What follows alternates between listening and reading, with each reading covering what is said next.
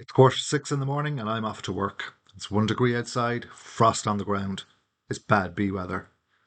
I'm just a beekeeper with a camera and my name is James McEvilly.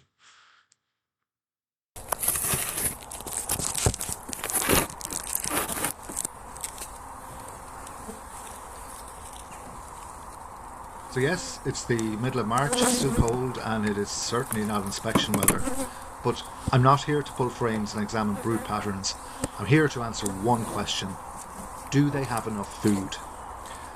10 hives went into the winter in this apiary. 9 of them were still alive last month. But alive and thriving are two very different things.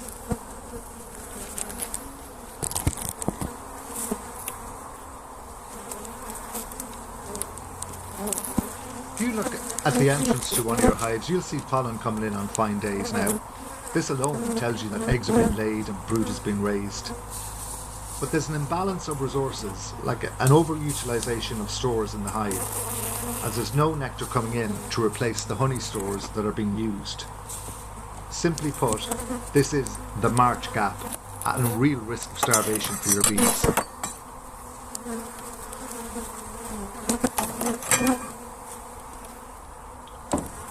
Traditional advice will tell you don't open your hives until April, and there's nothing wrong with that. I understand the logic behind that. Cold air, breaking the seal, disturbing the cluster, possibility that you might kill your queen and you're not going to get a replacement at this time of the year.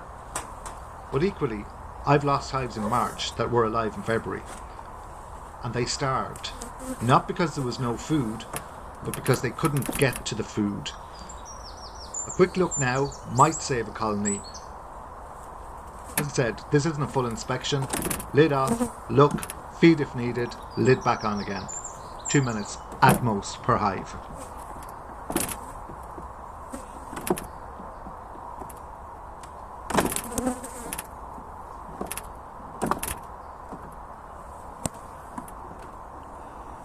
Post-mortem here.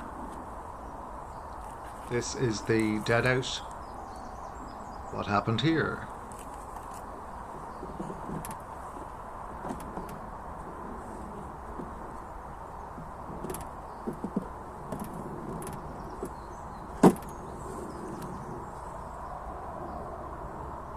That's what happened here.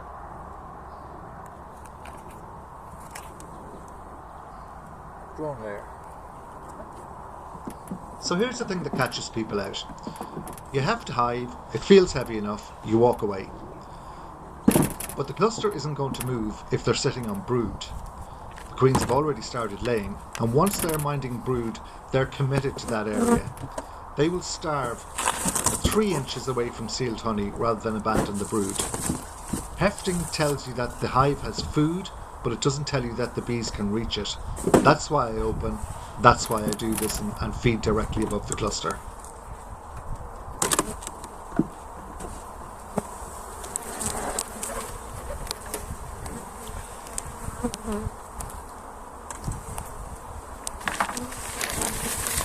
So there's a nice looking colony of bees for this time of the year. They look good and strong coming into the springtime. So in terms of feeding bees at this time of the year, there's a couple of options that people have. Liquid feed is an option, but it's not a viable option yet. It's too cold for the bees to access liquid feed and to process it. The other option is fondant, and there's nothing wrong with fondant, and many beekeepers would use that. But as you can see, what I'm using here is sugar. Just pure sugar.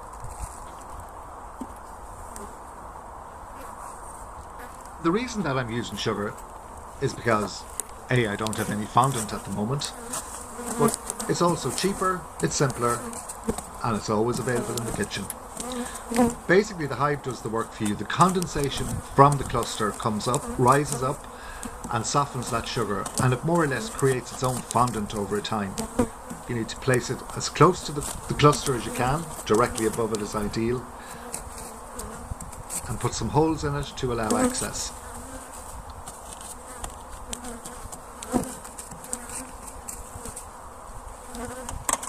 Now, some will say that the bees will carry that sugar out of the hive.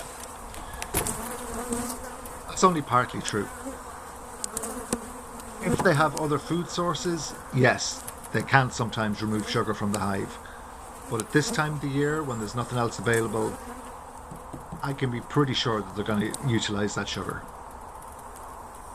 So this is where people get caught out. If you heft a hive and it feels heavy enough, you walk away.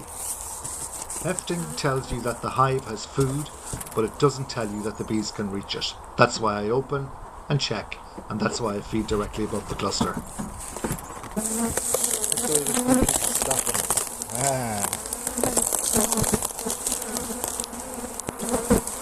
Sorting out to you there.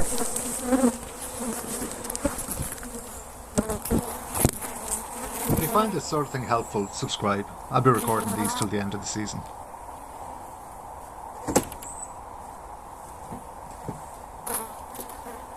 So this has taken me approximately 2 minutes per hive. Open up, newspaper down, sugar on top, close up again. Nothing else, no frame inspections, nothing else. Just ensuring that there's food there for them. Now, what's interesting about that is that these 4 here, 1, 2, 3, 4, were the hardest to requeen. And we're requeening them in autumn. I'll tell you, they're absolutely flying. 9 out of 10.